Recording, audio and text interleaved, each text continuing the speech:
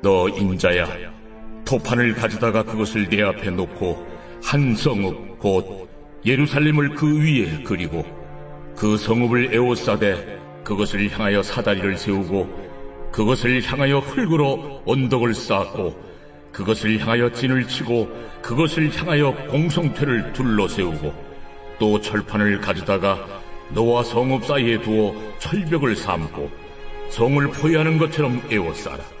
이것이 이스라엘 족속에게 징조가 되리라.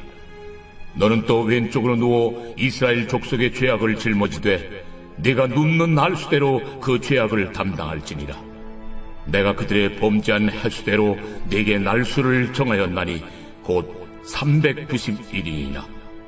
너는 이렇게 이스라엘 족속의 죄악을 담당하고 그 수가 차거든 너는 오른쪽으로 누워 유다 족속의 죄악을 담당하라. 내가 네게 40일로 정하였나니 하루가 1년이니라. 너는 또 내 얼굴을 에워싸인 예루살렘 쪽으로 향하고 팔을 걷어 올리고 예언하라. 내가 줄로 너를 동일이니 네가 에워싸는 날이 끝나기까지 몸을 이리저리 돌리지 못하리라. 제가 얼마 전에 굉장히 가슴 아픈 이야기를 하나 들었는데요. 어릴 때 예수님을 정말 잘 믿는 두 자매가 있었습니다. 이 자매들이 얼마나 신앙생활을 잘했냐 하면, 예를 들어서 교회 학교에서 전사님이 성경 암송 숙제를 내주면 정말 열심히 외워서 숙제를 해가는 사람은 이 두 자매밖에 없을 정도로 사역자를 잘 따랐어요. 그리고 신앙생활을 정말 열심히 했다는 겁니다. 그런데 어느 날 이 자매들의 어머니가 갑자기 돌아가셨는데, 그러면서 이제 아빠랑만 살게 됐거든요. 근데 문제는 이 아버지한테 이제 아내가 죽고 나니까 갈피를 못 잡으시는 거예요. 그래서 딸들을 키워야 되는 이 아버지가 가정을 제쳐놓고 술에 쩔어서 이제 방황을 하기 시작했어요. 그러자 교회를 다니던 딸들이 아버지를 위해서 기도를 시작한 거예요. 그러면서 믿은 게, 우리가 하나님께 열심히 기도하면 하나님이 우리 아버지를 다시 회복시켜 주신다고, 하나님이 우리 기도를 반드시 들어주실 거라고 믿으면서 둘이 열심히 기도를 한 거예요. 그런데 아버지가 변하지 않았고, 그러다가 이른 나이에 돌아가시기까지 했습니다. 그러자 이 두 딸이 하나님께 대해서 엄청난 분노를 가지게 됐고, 20대가 될 때쯤에는 하나님을 떠나서 지금은 교회를 아예 안 가고 있다는 거예요. 제가 이 가슴 아픈 이야기를 들으면서 여러 가지 감정이 가슴에 생겼는데, 첫째는 마음이 너무 슬프더라고요. 그 어린애들이 엄마가 돌아가시고 아빠까지 무너지는 모습을 보면서 얼마나 두렵고 얼마나 불안했을까. 그래서 매달릴 게 하나님밖에 없어서 매달렸는데 응답도 없었고, 아버지가 돌아가실 때는 얼마나 실망했을까. 그게 가슴이 아프더라고요. 그런데 한편으로는 또 마음에 분노가 생겼습니다. 왜냐하면 이 아이들에게 잘못 전달된 이 기복신앙에 대한 분노가 너무 생기는 거예요. 지금 이 아이들이 하나님께 굉장히 화가 나는데 왜 화가 났겠습니까? 하나님께서 나에게 하신 일이 너무 부당하고 하나님이 나를 배신했다는 거예요. 그런데 왜 이 아이들이 이런 생각을 가질까요? 이유는 그렇게 배웠기 때문이에요. 하나님을 믿는 사람에게는 이런 일이 일어나면 절대 안 되고, 내가 간절히 기도했으면 하나님이 내 소원을 이루어줘야 된다고 어딘가에서 배운 거예요. 그런데 그렇게 배웠는데 내 기도가 응답되지 않으면 이 아이들은 당연히 배신감을 느끼죠. 그래서 이 이야기를 듣고 마음으로 기도한 게, 하나님께서 상처 입은 두 사람에게 이 구속사의 말씀을 들려주시기를 기도했고, 하나님을 다시 만날 수 있도록 기도했는데, 제가 이 이야기를 들으면서 느낀 게 뭐냐면, 세상에서 제일 무서운 게 하나님을 잘못 아는 거예요. 왜 그런가?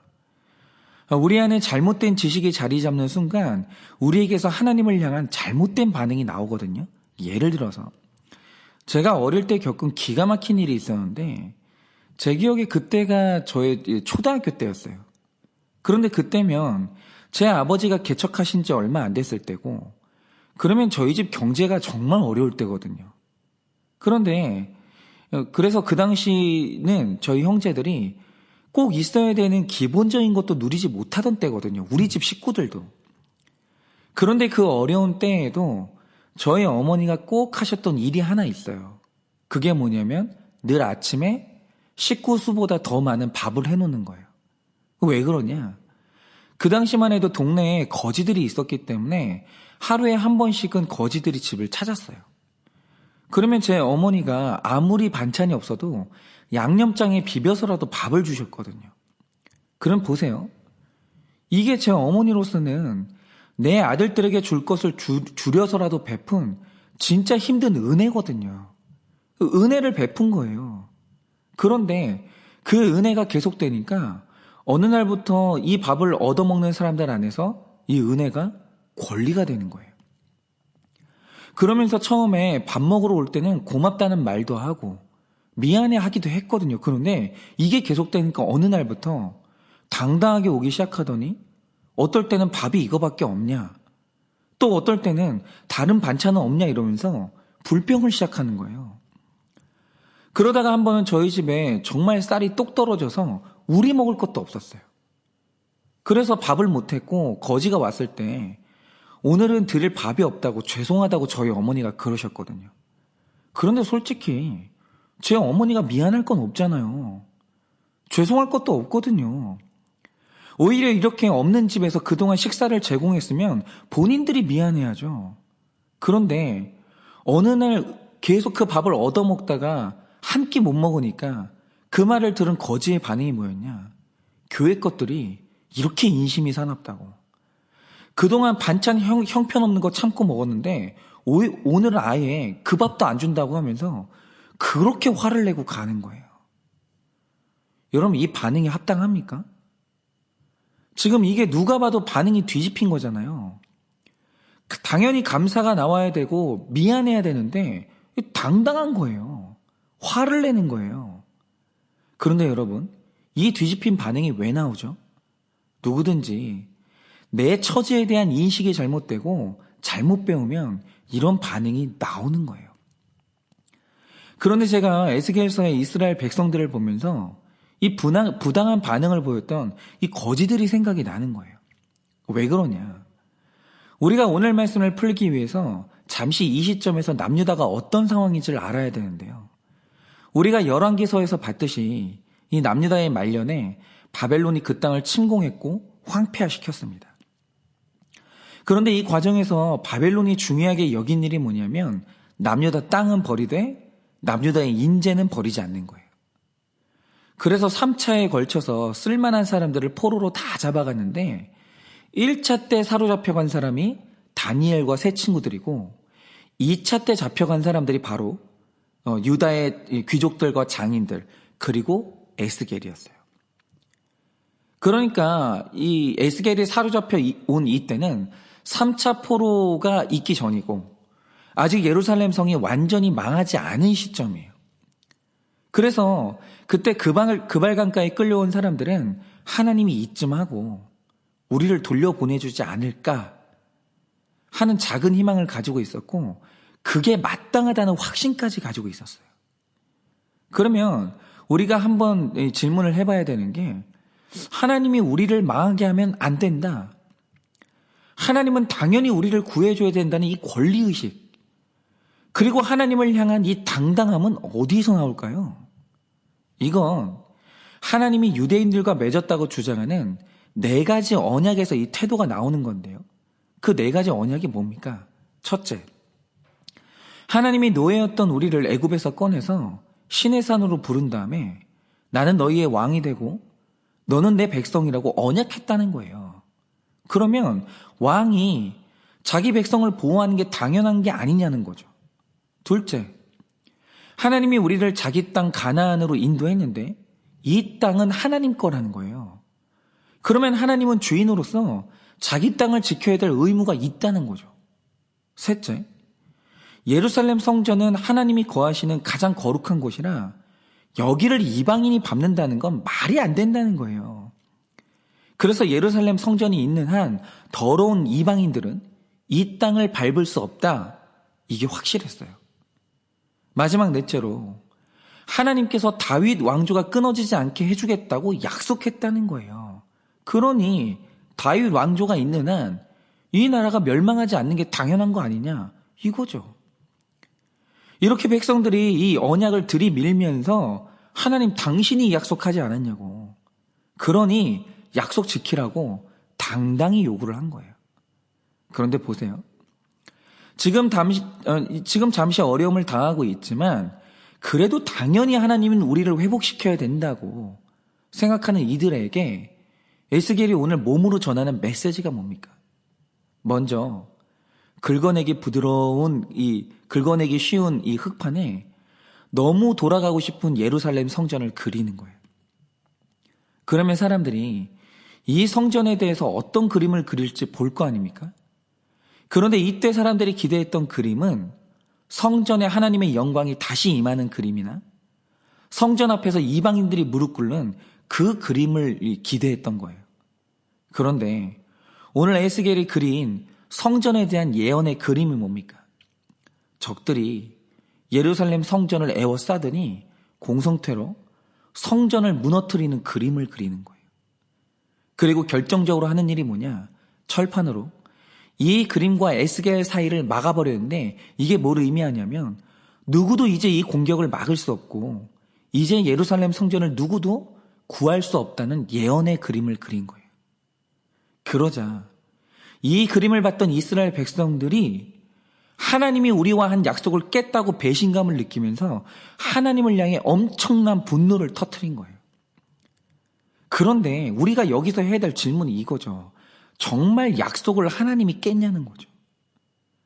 그리고 진짜 예루살렘 성전이 무너질 때 진짜 화를 내고 배신감을 느껴야 될 쪽이 어느 쪽이냐라는 거예요. 역사적으로 한번 따져보자 이겁니다. 자, 아까 제가 하나님과 백성이 맺은 4가지 언약을 말씀드렸어요. 먼저 신의 산에서 하나님은 그들의 왕이 됐고 이스라엘은 하나님의 백성이 됐어요. 자, 그래서 하나님이 역사 속에서 지금까지 한 번도 다른 백성에게 눈 돌린 적 있으십니까? 단 한 번이라도 이스라엘 백성보다 다른 민족을 더 살아가신 적이 있으시냐고요? 여러분, 그런 적은 없었습니다. 하나님은 언약을 깬 적이 없고 다른 사랑을 한 적이 없어요. 오히려 그 언약을 깬 건 이스라엘 백성들이에요. 여러분, 그들이 언제 하나님을 왕 대접했습니까? 언제 그들이 하나님만 사랑했습니까? 여러분, 1번 언약인 신의 언약을 깬 건 이스라엘 백성들이에요. 그리고 두 번째로 하나님은 자기 땅을 지켜야 된다고 주장했는데 하나님이 지키고 있던 이 가나안 땅에 이방 여자들과 이방 신전을 세운 게 누굽니까? 하나님 땅 곳곳에 산당을 세운 게 누구예요? 그거 하나님이 세웠습니까? 아니요. 오히려 백성들이 그 땅에 산당을 세우면서 영적으로 더럽히고 있을 때 그 땅을 지켜낸 것은 하나님이에요. 그리고 그 땅 지키시는 하나님의 인내심에 도전한 건 그 백성입니다. 그리고 예루살렘 성전의 경우에 맞아요. 예루살렘 성전 안은 거룩한 곳이라서 하나님이 그곳을 이방인들에게 허락한 적이 없어요. 그런데 감히 하나님의 집을 이방인들에게 허락한 게 누굽니까? 이스라엘 백성들이에요. 여러분, 요시야 때 새롭게 발견된 게 뭐죠? 성전 안을 보니까 이방인들의 제사의 기구들이 가득했고 있으면 안 되는 아세라 목상이 서 있었고 심지어 창기의 숙소가 예루살렘 성전에 있었어요. 그런데 그걸 하나님이 가져다 놨습니까? 아니면 우상들이 스스로 걸어서 거길 들어갔습니까? 아니요. 그 모든 걸 그 안에 들여다 놓은 건 이스라엘 백성들이에요. 여러분, 다윗 왕조도 마찬가지입니다. 하나님이 그 좋은 왕을 주었어요. 그런데 보기에 좋은 왕을 따라서 끝없이 나라를 분열시킨 게 누구예요? 그리고 그 좋은 왕을 계속 흔들었던 게 누굽니까? 하나님이 아니에요. 이스라엘 백성들이 다윗을 흔들었고 그 왕한테 도전했어요. 그러니까 1번부터 4번 언약까지 이 중에 하나님이 깬 언약이 하나라도 있었냐라고 하면 그런 건 없었어요. 오히려 이 언약을 지킨 건 하나님이에요. 그런데 이 언약을 깬 쪽이 누구냐? 이스라엘 백성입니다. 그런데 여러분, 이스라엘 백성들이 하나님과의 언약을 깬 이 불충의 기간이 얼마나 되는지 아십니까? 4절부터 보면 하나님께서 에스겔에게 명하시길 이스라엘 족속이 죄악을 저지른 날의 수만큼 왼쪽으로 누워있으라고 하세요.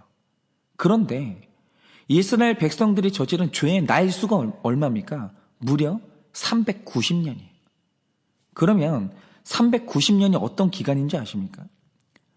솔로몬 성전이 지어진 그날부터 지금까지 쭉 이스라엘 백성이 언약을 깨고 우상 숭배의 죄를 지었다는 거예요. 계산해 보면 그래요.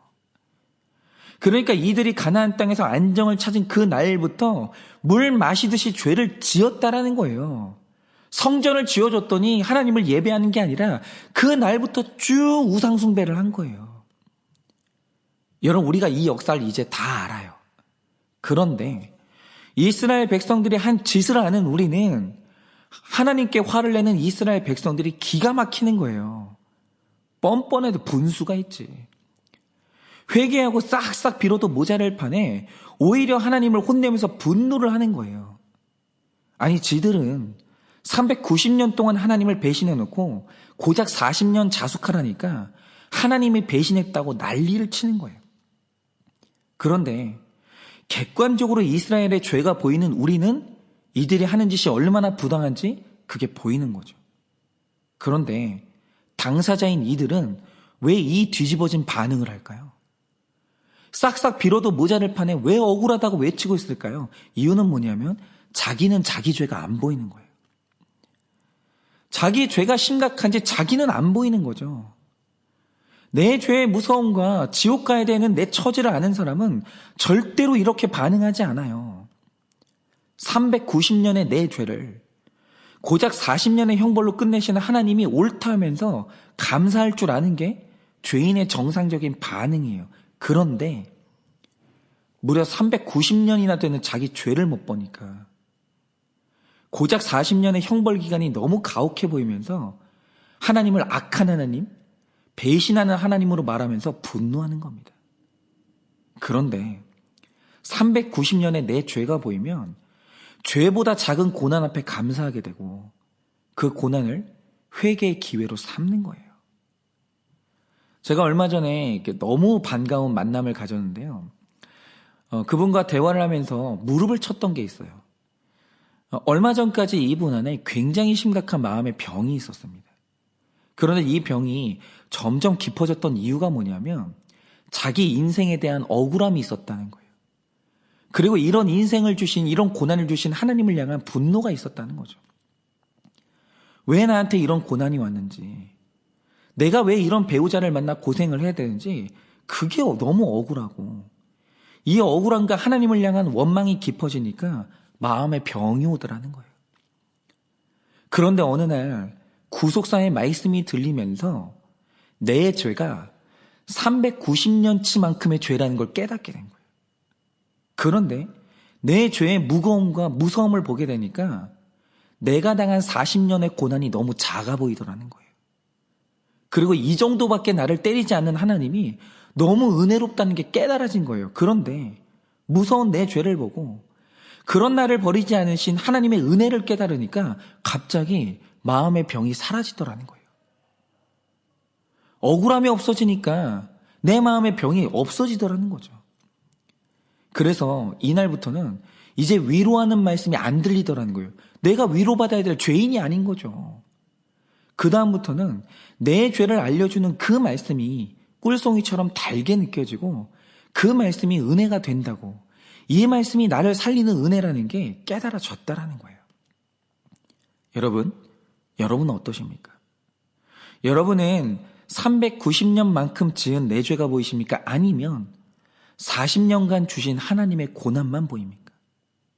만약에 내가 당한 40년의 고난만 보인다면 분노가 일어날 것이고 원망이 있고 마음에 병이 깊어질 거예요. 그러나 내가 지은 390년의 죄가 보이면 그때 회개가 일어나고 감사가 일어난다는 거예요. 그리고 바로 그때가 회복의 시작입니다. 그러니 오늘 이 말씀을 듣는 모든 분들마다 390년간 지은 내 죄가 보이기를 원합니다. 그리고 그 깨달음이 회개와 회복을 이루기를 예수님의 이름으로 축원을 드립니다.